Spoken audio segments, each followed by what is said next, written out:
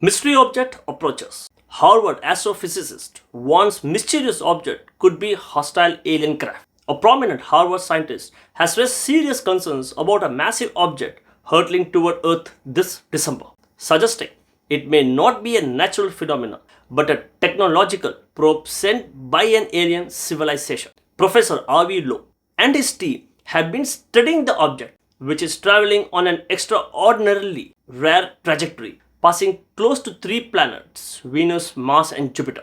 Let's unpack the layers of this story in our deep dive on the AI podcast. Okay, picture this for a second. There's this colossal object, maybe up to 12 miles long. Right now, it's speeding through our solar system, and it's heading for a close-ish encounter with Earth this December. But here's where it gets, well, really wild. A top Harvard scientist, Professor Avi Loeb, he's not just saying it's a big space rock. He's actually seriously proposing it might be an alien probe. Welcome to the deep dive. Yeah, today we are plunging right into the really extraordinary story of 3I Atlas. That 3I tells you something. It's only the third interstellar object we've ever spotted passing through our neighborhood. We're going to unpack the, let's say, compelling evidence and these very surprising theories from Professor Loeb. You know, he heads up the Galileo project. That's the one looking for alien tech. Exactly. So our mission here is to figure out what this potential encounter could actually mean for you, for science, maybe for all of humanity. All right, so let's get into it. The first, maybe the most astonishing clue Professor Loeb points to, its trajectory, its path. It's just bewildering. It really is.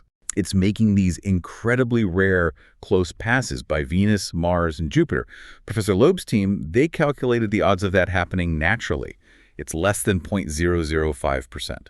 Right, less than 0.005%, which is, functionally zero. Basically zero. Precisely. And what's really compelling there, it's not just the number itself, tiny as it is. It's what that kind of extreme improbability suggests. Does a pass like this just, break our models of how things should move naturally? Or does it hint at something else entirely? It really forces you to step back and reconsider, well, what does natural even mean here? Are we just talking random chance, or could there be, some kind of intent, some guiding mechanism involved? Okay, so beyond this really improbable path, 3I Atlas also has these other anomalies, right? When you look at its physical characteristics, its size, for one, and also what it's not doing. That's pretty remarkable, too. Yeah. We're talking, 7 to 12 miles long? That's much, much bigger than Oumuamua. Oh, way bigger. Yeah, that first interstellar visitor back in 2017, the one that puzzled everyone with its weird tumbling, its acceleration, no comet tail.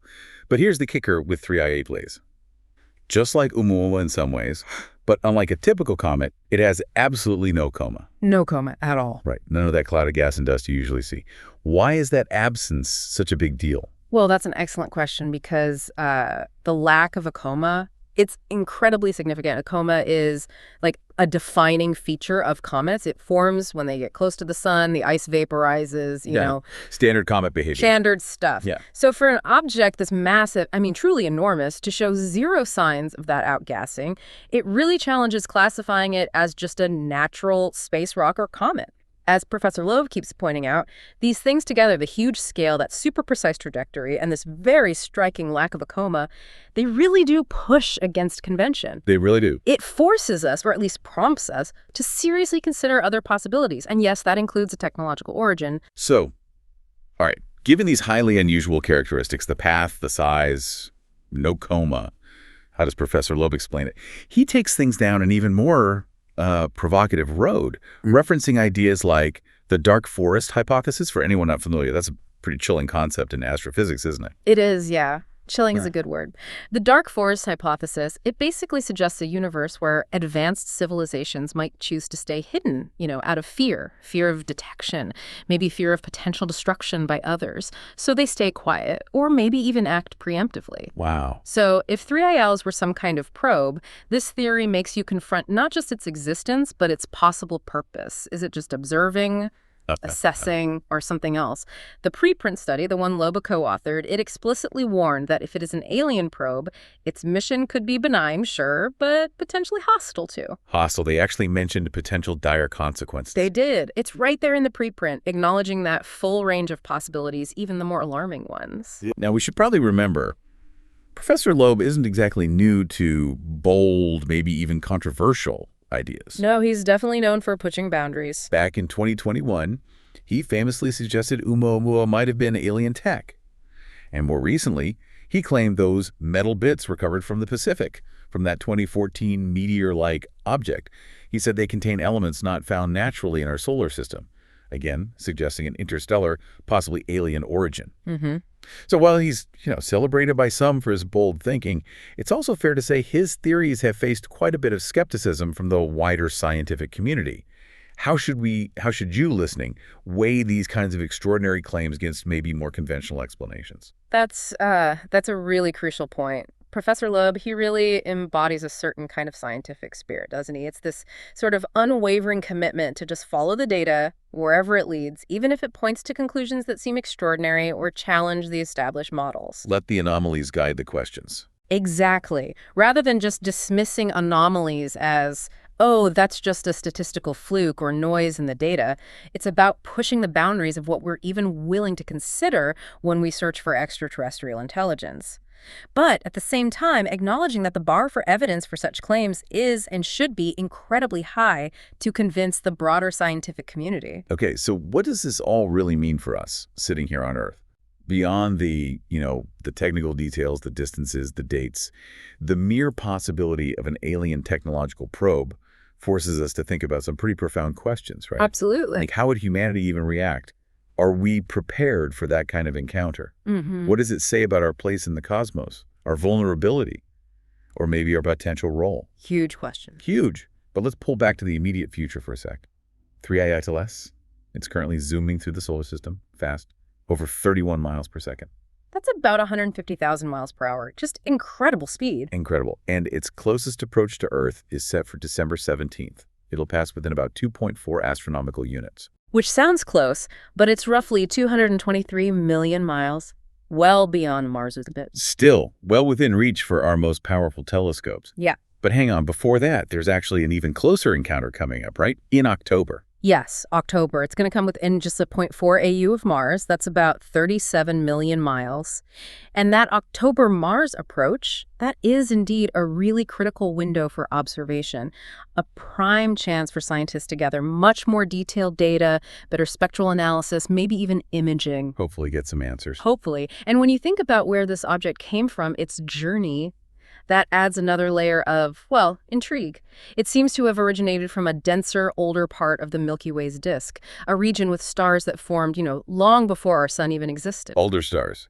Potentially older civilizations. That's the implication. This detail is crucial because it means the object comes from a part of the galaxy that could have hosted civilizations far older, maybe far more technologically advanced than us.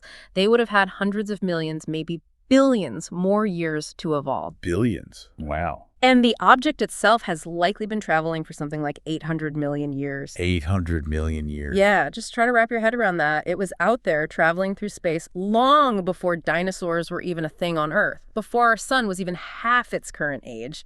It's just mind-boggling. And it's important to note, this study from Professor Loeb and his team, it's currently a preprint. Right, meaning it's out there for discussion, for feedback from other scientists. But it hasn't gone through that formal, rigorous peer review process yet. Not yet. Still, Professor Loeb is actively calling for basically open-minded scientific investigation. And for more funding, actually, for research into unidentified aerial phenomena, UAP, and these kinds of space objects. He really seems to believe firmly in letting the evidence lead the way, no matter how extraordinary the conclusion might seem initially. So that brings us towards the end of our deep dive into 3i Atlas. It's an interstellar object, no doubt about that, with some truly, truly unusual characteristics. You've got that improbable trajectory, its massive size, and that really peculiar lack of a coma. All things that challenge our standard astronomical models. Definitely challenges them. And Professor Avi Loeb's bold hypothesis that it could be an alien technological probe, well, it offers a fascinating, maybe provocative, but definitely a data-driven lens to view these observations. And we have those critical chances for more data coming up this October near Mars and then close to Earth's orbit in December. And regardless of how this pans out, whether 3i Atlas is ultimately confirmed as some rare natural phenomenon or something else, maybe a technological marvel, this whole situation, this deep dive, it really does raise profound questions about our place in the universe, doesn't it? It absolutely does. It pushes right up against the limits of our current scientific understanding, and it really underscores that ongoing quest, that need to follow the empirical evidence wherever it leads, even if it leads to possibilities that seem, well, extraordinary. So maybe something for you to ponder is this. What does it really mean for our scientific progress, for our whole view of the cosmos, to openly, rigorously entertain possibilities like this? It fundamentally shifts our cosmic outlook, I think, and it demands a certain kind of intellectual courage from all of us, scientists and the public alike. Okay, one question for you. How should humanity respond to the possibility of contact with a hostile extraterrestrial intelligence? Don't forget to comment it. Thanks.